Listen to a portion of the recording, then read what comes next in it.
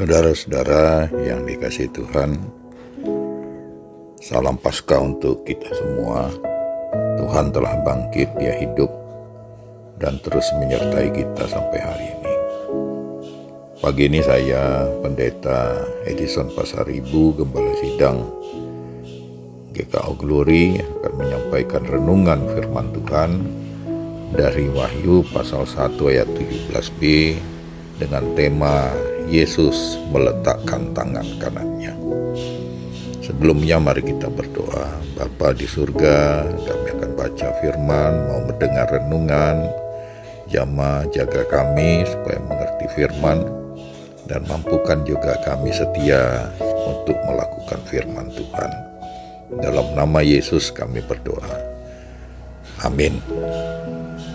Firman Tuhan pagi ini dari Wahyu pasal 1 ayat 17b, tapi saya akan bacakan ayat 17 keseluruhannya. Ketika aku melihat Dia, tersungkurlah aku di depan kakinya sama seperti orang mati.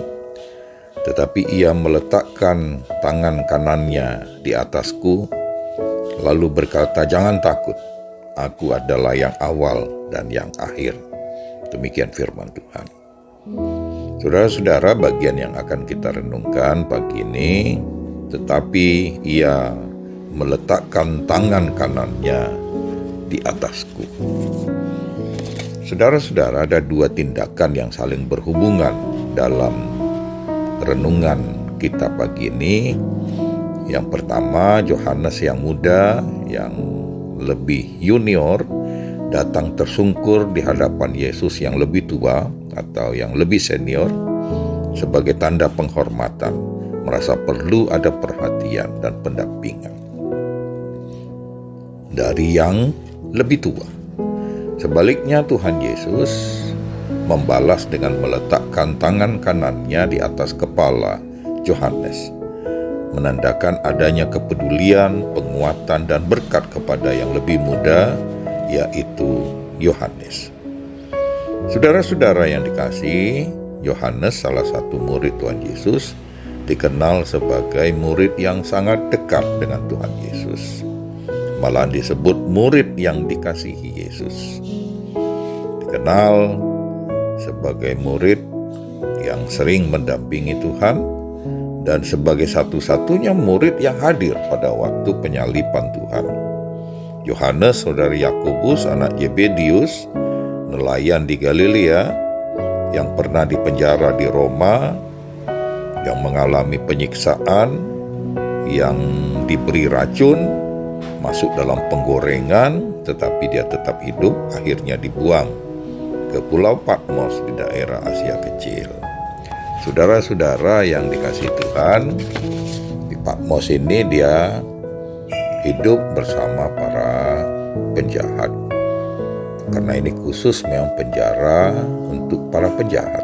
Tapi ia melakukan banyak mujizat dan mendirikan jemaat-jemaat di Asia Kecil setelah pembebasannya dari tahanan dan kembali ke Efesus. Dia juga sangat dekat dengan Bunda Maria, malahan membawa bersama dia di Efesus satu pendampingan yang luar biasa. Saudara-saudara yang dikasihi Tuhan, dalam pelayanan dan kehidupan kita selalu menghadapi banyak tantangan, pergumulan, kesulitan dan persoalan. Belajar pada Yohanes, kita perlu datang pada Tuhan, menghadirkan Yesus dan minta penguatan dari Tuhan. Tuhan Yesus adalah Tuhan yang hidup, Tuhan yang peduli, dan Tuhan yang siap setiap saat menguatkan dan memberkati kita, anak-anak yang selalu bersandar kepadanya, yang merasa tidak punya kekuatan apa-apa, merasa lemah, tak berdaya seperti orang yang mati.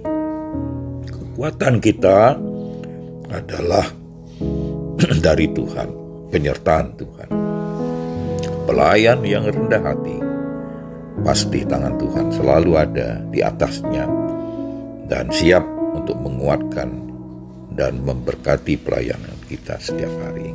Karena itu andalkan Tuhan, datang padanya, dan percayalah dengan berkat Tuhan dengan penyertaan Tuhan, kita diberi kemampuan dan kekuatan. Tuhan menolong kita. Mari kita berdoa. Bapa dalam Yesus, terima kasih untuk firman Tuhan. Kami boleh dikuatkan dan kami percaya tangan Tuhan selalu ada di atas kepala kami. Tuhan menolong kami. Amin.